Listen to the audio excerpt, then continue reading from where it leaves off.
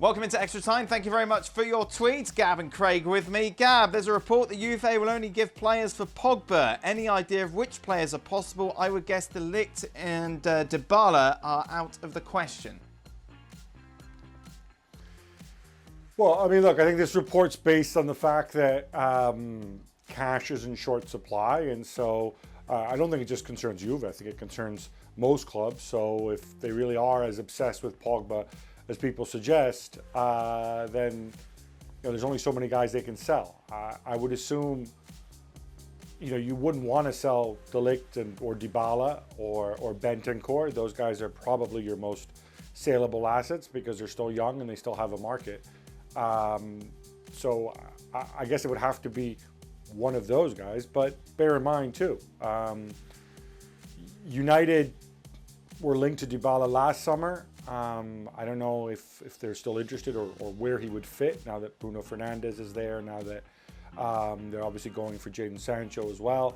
De Ligt is a Mino Raiola client. And so I'm skeptical when people draw up these massive player swap deals in football. Meanwhile, Craig, who do you think out of Spurs, Manchester United, Arsenal or Chelsea will be the next contending for the Premier League? Whose trajectory is better? Well,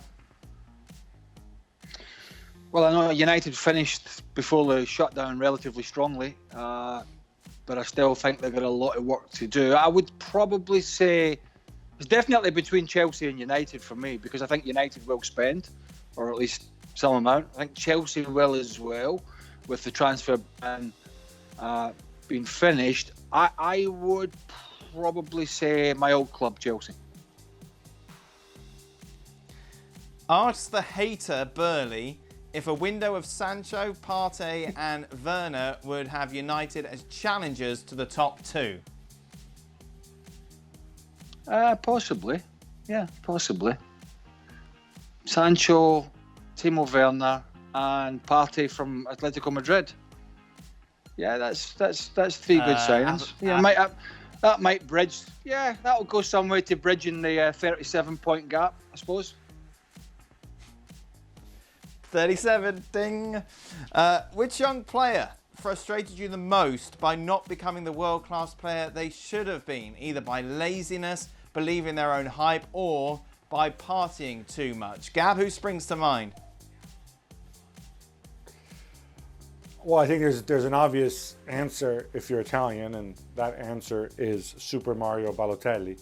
Now, there's been some revisionist history of people saying, well, I never saw it. I don't see what made him so good. And to those people, I'd invite them to go back and watch his goals against Germany in the Euro 2012 semi-final. But Balotelli is an obvious one that springs out there.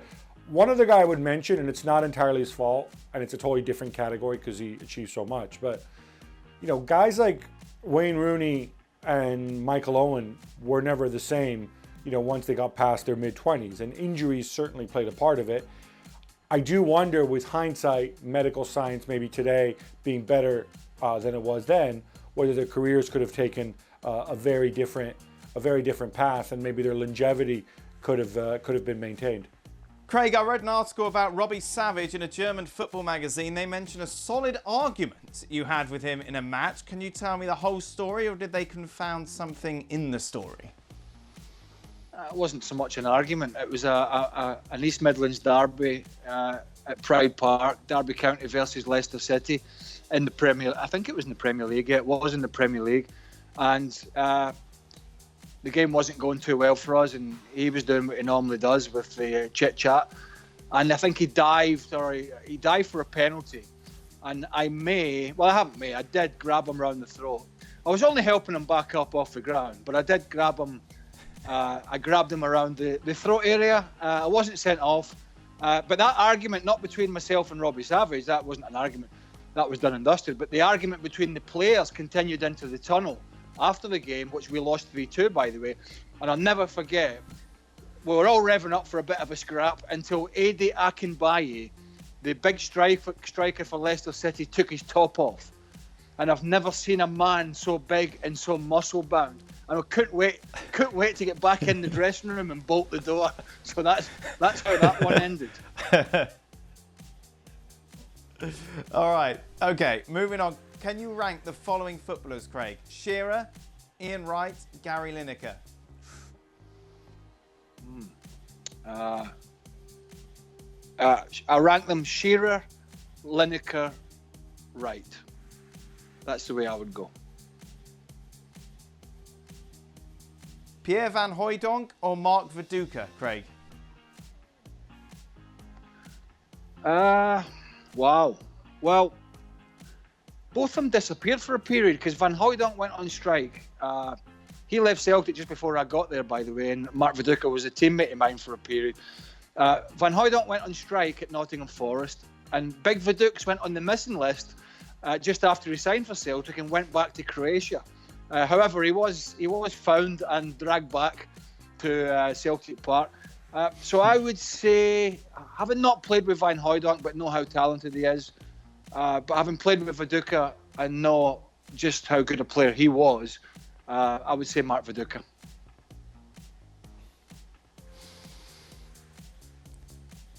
Meanwhile, Gab, where do you stand on pizza being in squares or triangular slices?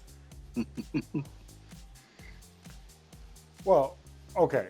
So they're not really triangles. Triangular is when you take a pizza and you cut it into 8 slices. Obviously, it looks vaguely like a triangle, but the end is more sort of a half moon shape. Of course, it's 8 slices. If you're very hungry, you might cut it into 4 slices. If you're less hungry, a square pizza.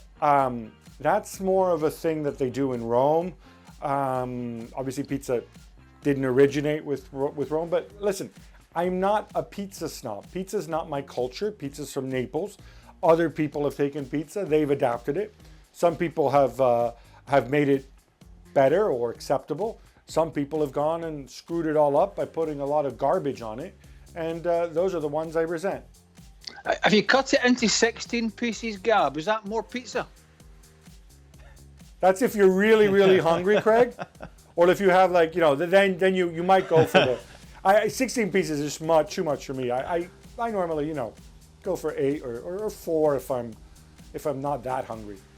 I have to say, it is one of my favourite dishes if it's cooked properly, but I can see that there's a man sat in the middle of us, Gab, who's a total Neanderthal when it comes to putting toppings on a pizza. I mean, good grief. It's up there with his dress sense. Pineapple. Pineapple's a go-to, Craig. You've got to accept it. No. Embrace it. No. If you went to Italy and put pineapple on a pizza, I don't fancy your chances of getting out. Final question for you, Craig. Do you have any superstitions or rituals before a match?